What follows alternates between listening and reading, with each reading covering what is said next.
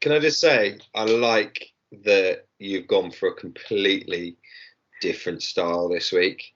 And I think it shows the depth of your music taste. And I think that was brilliant. Because, like, I'll be honest, right? When I hear the name Lana Del Rey, I think of, you know, on the same vein as your Taylor Swifts and stuff. And that was not that. It was great. Like, it was brilliant. I was expecting a lot less and I got a lot more. So I'm really happy with that. Cheers, mate. Yeah, no, I was just saying you hear my pussy tastes like cherry cola when you hear Lana. Yeah, I'll jump in on that. I think when I hear Lana Del Rey, I mean, I haven't been actively listening to Lana Del Rey ever, to be honest. I think I've heard a few songs here and there, and I've always found her voice absolutely beautiful and sensational, really. But this is great. I really like this. I think the double vocals at the start and at certain points throughout is really cool. It sounds almost like a choir, and it's almost like it's atmospheric as well. And then when it builds up after like 3 minutes or so, it comes up and the drums are starting to kick in, and it started to build to that almost crescendo, almost the ending, isn't it?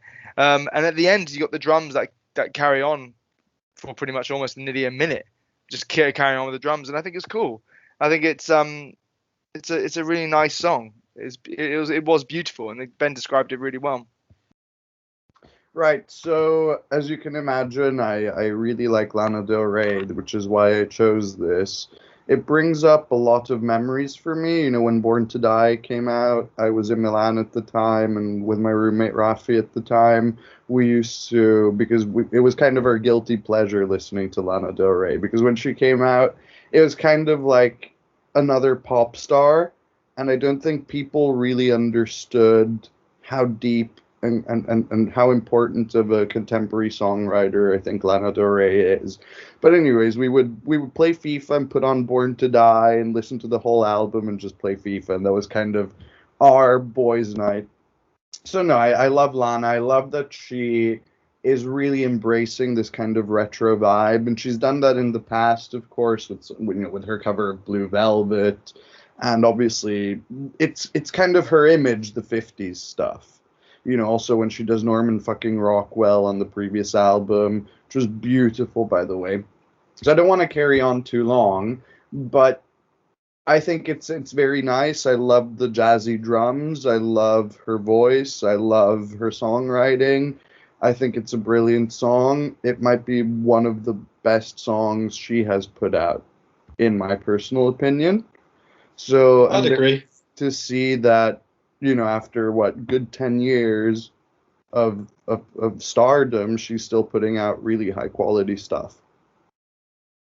And I think that goes to show, you know, you get certain artists that, you know, come in and fade away, like your one-hit wonders, and you get those that are always kind of there. They don't have to be a Beyonce. They can be kind of swimming under that kind of level. But I think it is testament to Lana and her songwriting and, you know, the production behind it and all that sort of stuff, that she can continue to be so consistent and across so many different musical tastes. Like, I think we all enjoyed that, and we don't listen to that kind of stuff on a day-to-day. But yeah, I mean, in terms of ratings, it'd be interesting because Mike might fly in with a 2.5 out of 10, but we don't know. See, and speaking of Mike, I was really worried about this song because Mike, you know, he's kind of like a pop punk obsessed person, I would say. Not obsessed. No. I'm one of those people who likes fast and energetic songs, right? That are under 3 minutes long. Yeah, you know, you're right. And then you're right, and that's my comfort zone. That is absolutely what I've been listening to for years, and that's something I always go back to.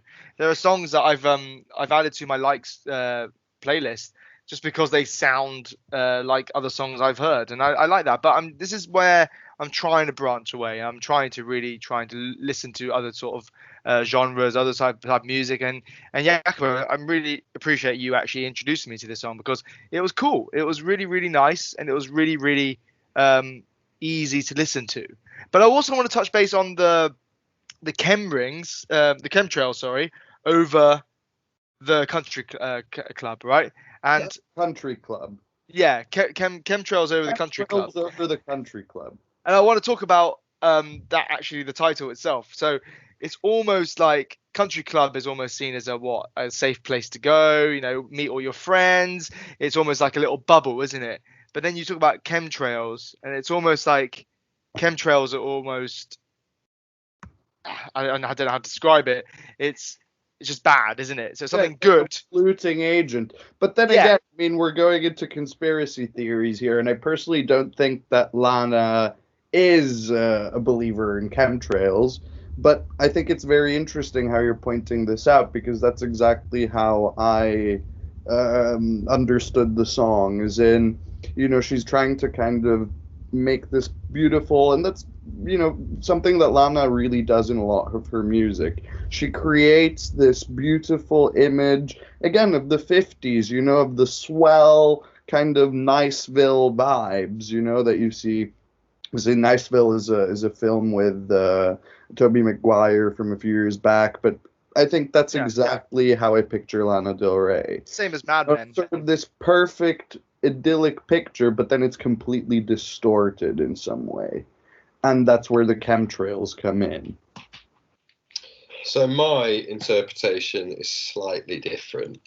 I don't think that she's a conspiracy nut or anything like that, but I do think the interpretation of the country club for me is different. A country club, in my opinion, is where the rich go to hang out with the rich, right? It's like a golf club in the UK, expensive golf club and stuff like that.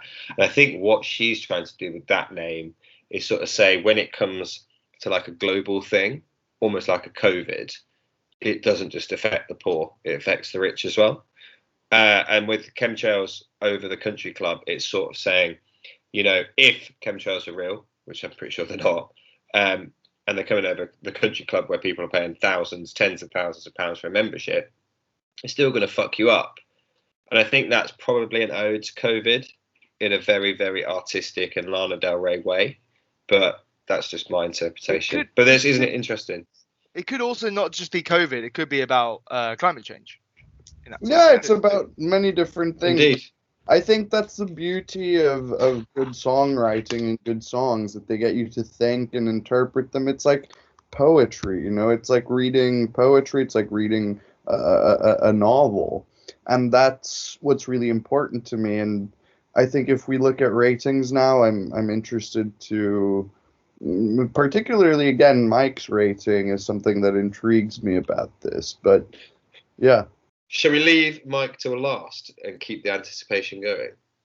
So, with that in mind, just give you my thought process here, I was going to go in at a 7.6, which incidentally was the same as what I gave Wolf Alice. But after finishing the song, I wrote that down probably 3/4 of the way through. I think I've upped it, not by much, but to a 7.7. Because I just really enjoyed it. I think it's extremely artistic. I think there's a lot you can glean from it in terms of like where you think the artistic direction was going, how it's written, how it's produced, and all that kind of stuff. And I think that deserves merit. It's not something I'd add to my playlist, but it's something that if you put on again, I'd be quite happy to listen to. So that's how I came to that conclusion. Very good. No, so I think that shone through in my previous comments, but, sometimes I listen to Lana for a whole day. She's one of those that I can listen to for days on end. I really love Lana Del Rey. I think she's one of the most important songwriters of our generation, and she's gotten the recognition also from Joan Baez, and those kinds of historical songwriters and folk artists. She was going to, before Lou Reed died, she was going to do a collaboration with him. I think she actually arrived in New York the day that he died, when she was going to record something with him. And Lou Reed is my personal hero. I mean, that's the music I grew up with, so I have to love Lana. This let's just redo this quick, recut this bit. But yeah, no, I think listening to this song actually gave me shivers. I felt shivers going down my spine listening to this song, so I'm going to have to rate it very highly. 8.5. Wow. Fair enough, That's a mate. rating and a half, isn't it?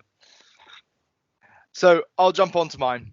I liked the song. I thought it was really nice. The vocals are great. Songwriting is amazing, and the way it builds up and the drums at the end, I think it's a really cool song.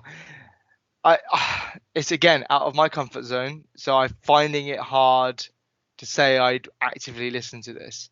But then again, that's what I find this podcast for, to listen to new music.